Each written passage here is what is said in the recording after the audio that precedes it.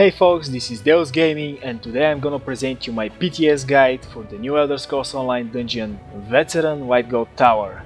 I'll try to explain in details every boss encounter and how to deal with each and every single one of them. So, the first boss, the Adjudicator, typical harvester with his typical attacks and skills. He shoots energy balls from his hands and throws fire circles on the ground. Simply don't stay in the fire, especially if you're a vampire. His first mechanic that you need to know about is the frontal energy conal attack. You must avoid it at all costs, else you get free rest on the floor and a higher repair cost bill. His second mechanic is zombie spawn. All you need to do with them is simply kill them all. If you don't kill them, they will overrun you and wipe you. His third, final and most important boss mechanic is the cage. Every 20% of the Adjudicator's HP, he will send one random person in one of the 4 cages in the room, and that person will have to lockpick the door of the cage to get free. In case if the healer or the tank of your group gets trapped in one of the cages, make sure to send one of your damage dealers to open the door and free your teammate. The fight is pretty simple, guys, and now I'm gonna leave you to watch it in peace.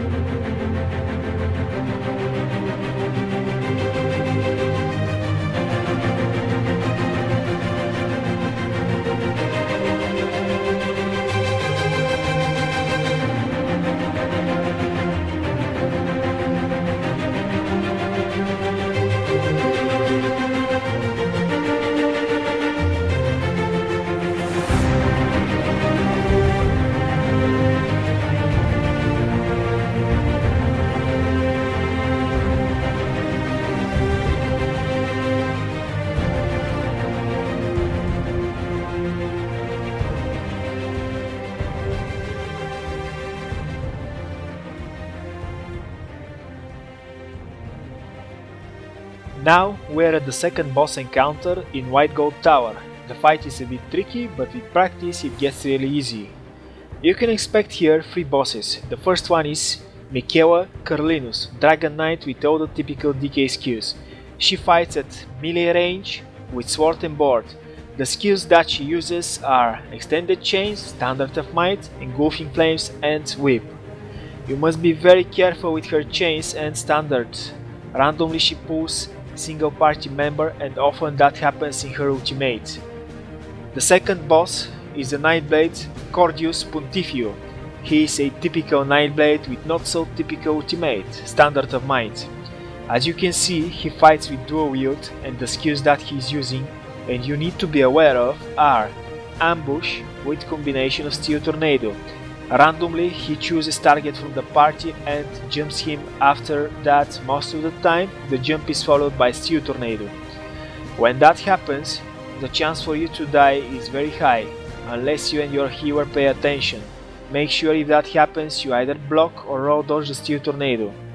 The third boss is Auto Numida. He is caster, and as such you can expect from him to heal himself and his allies. He also has Standard of Might as the previous two bosses, and he really likes to teleport to targets in the party with the highest aggro. Every teleport from this boss is usually followed by one of 4 skills: Standard of Might, Heal, Summon Fire or Engulfing Flames. Note here that you must interrupt his healing. Note also that all 3 bosses are interruptible and you can CC them. When you fight those bosses, make sure that your tank is holding aggro on all 3 of them. As far as the tactic goes, simply focus the healer first and nuke him. After he is dead, you will have easy time killing the other 2.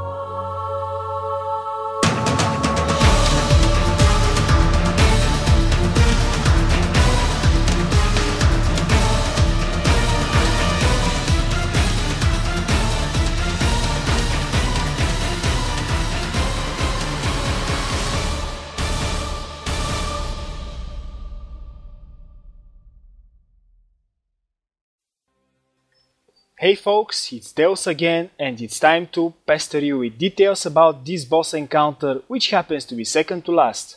But first, I gotta say that this boss is real pleasure to fight. The mechanics that he have are definitely fun, and you haven't seen them in any other dungeon or trial so far. Now, let's get to the boss mechanics and tactics. The first thing you need to know about this boss is that you don't really need a tank. This boss is always fixated on the person who touches the inhibitor pinion in the middle of the room. This is why tank is totally useless. Better ask your pumped up sword and board holder in your party simply to switch to DPS for this fight. Now let's talk about the planar inhibitor, the most important object in this story, and the whole boss fight. This fight requires a lot of movement. At the start, someone from your party must interact with the inhibitor pinion in the middle of the room. Usually first should be the tank.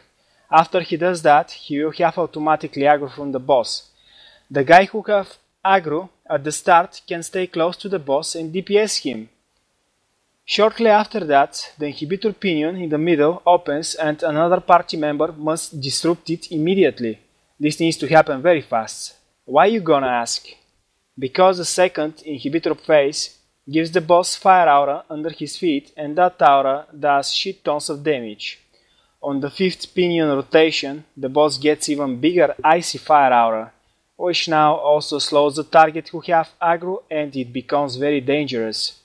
This is why it's good to have two primary party members to take turns on the pinion. After every 8 inhibitor phase, the boss loses his icy fire aura, drops on the ground, and this is the moment when you can deliver the most DPS to him. You really need to exploit that moment. During the 8 inhibitor phases, there is another important boss mechanic that must be done perfectly. 2 times random target from the party will get the buff which changes his screen, makes it more colorless, and gives the ability to destroy randomly appearing portals in the room. Those portals must be focused by the person who have the debuff. Note that only that person with the debuff can attack and destroy portals. If the portals are not destroyed on time, they spawn adds which can make your life really difficult. Apart from that, the boss have also 2 extra attacks that you need to be aware of. From time to time he does expanding circle explosion around him, and also drops rain of fire.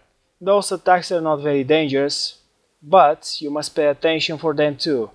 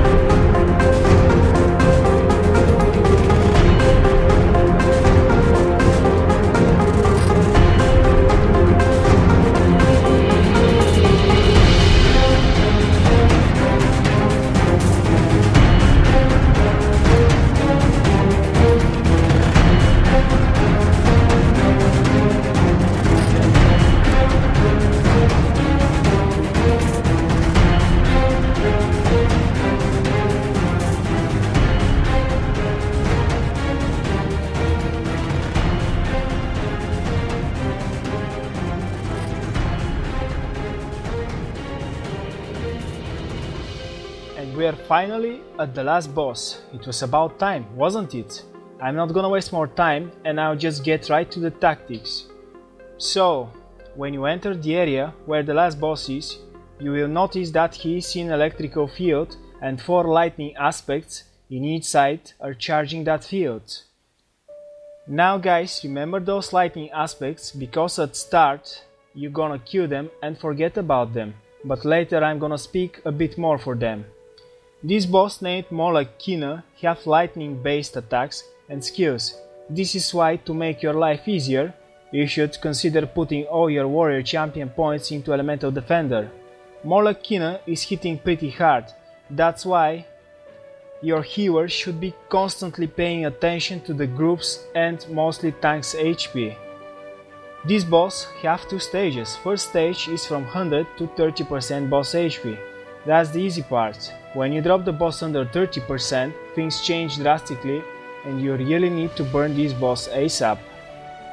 Now, the first major mechanic of this boss that you need to pay attention for is a lightning lane that spawns in the middle and extends from the beginning to the end of the platform you're standing on. This lane does tons of damage and this is why you should not cross it just like that. The only safe way to do it is to roll dodge it. The second important mechanic of Morlock Kina is the 4 roaming lightnings. These lightnings appear several times during the boss fight, they move randomly on the platform where you are on, and if you cross paths with them, you'll get moderate damage and stun for a few seconds. This is why you should better avoid them. The third boss mechanic that you need to be aware of is the frontal pushing corner attack. It is really not hard to miss it. In order to counter it, all you need to do is just block. If you don't block, you risk to be killed, because this attack pushes you towards the firewalls at the ends of the platform, and once you hit the end, you are just dead. Number 4 mechanic that is very important during this fight is the lightning Atronach. The boss drops several times during the whole fight these Atronachs. When he is spawned, he immediately starts charging electrical beam and walks towards his target. The targeted person is getting slowed and every second loses his HP, stamina and magicka until the link is severed or the target is dead. To sever the lightning link, you need to kill the Atronach extremely fast. If you don't do that and let the Atronach reach his target, he explodes and kills everyone in huge explosion. It is time to go back to the lightning aspects, which I mentioned at the beginning. When the boss is at 60% HP, he will go to the middle, surround himself in lightning field and become immune to damage. At that moment, the 4 lightning aspects you saw at the beginning will appear and start doing the same as before. When that happens, the group must start killing them immediately. When lightning aspect dies, he does small explosion which can kill anyone in range. On top of that, during the stage, the boss emits electrical waves in each direction. Those waves must be avoided, else you risk death. First stage repeats at 30% of Morlock Kina's HP, and that's the moment when second stage starts. I like to call it the burning stage because after you kill the aspects, you can see second lightning lane spawning and going in the opposite direction of the first lane. Until the end of the fight you have those 2 lightning lanes, and the boss also drops lightning, Atronach and roaming lightnings. This is why, once the boss is at 30% HP, I strongly advise you simply to drop all your group ultimates and burn the damn boss. This is all from me folks, I hope this guide will help you with your adventures in White Goat Tower. Peace out.